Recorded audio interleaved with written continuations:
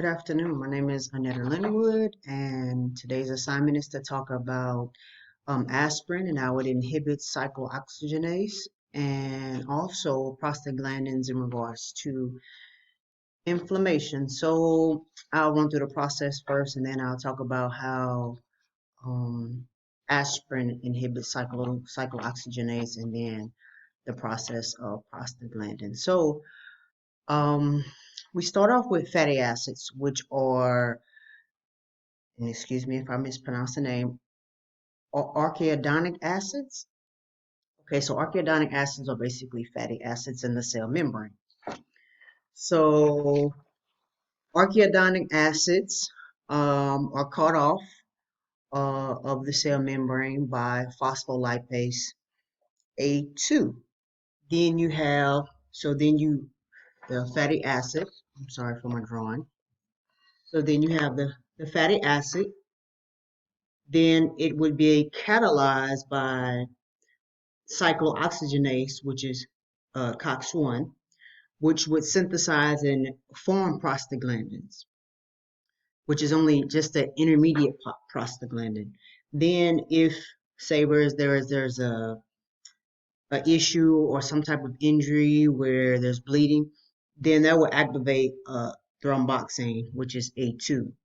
But in the instance of a fever or some type of inflammation, then that prostaglandin would activate prostacyclin, which would reduce inflammation and uh, no, which would trigger inflammation and trigger fever. So what we want to do is bring the aspirin on board.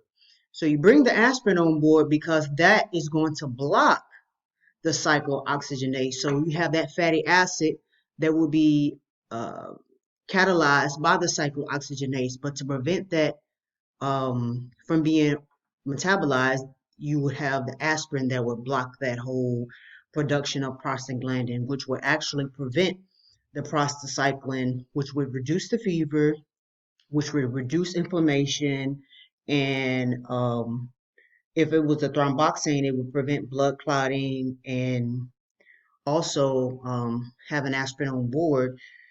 It reduces, when you reduce clotting, it also reduces stomach acid production as well. So that's how aspirin works in that sense of blocking that cyclooxygenase from being produced. So as I stated, um, prostaglandins are what happens when there is inflammation or a bleed. So the thromboxane is, which is a vasoconstrictor. It constricts the blood flow because it allows for clotting. So if it constricts the blood flow, you don't want, in this instance, if you want, say you have a, like for older people who have heart disease, they take a low dose because you want the vasodilator, you want that blood, you want that vessel to open up. So they take a low dose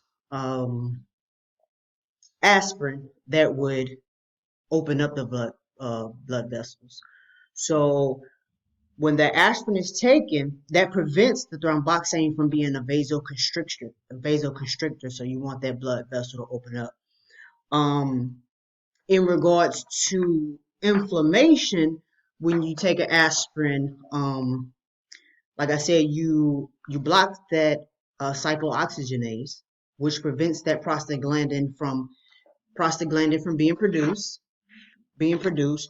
which reduces that fever. So you want that to actually constrict, because right now, if the prostaglandin is produced with the uh, cyclooxygenase 2, then it's actually open with that prostacyclin. That's actually open, and in that instance, you want it to constrict. So you want it to be a vasoconstrictor. So you want to reduce that fever and you want to reduce any inflammation, because when you constrict it, you bring down that inflammation. So um, this is my drawing. I hope um, I was able to explain it well enough.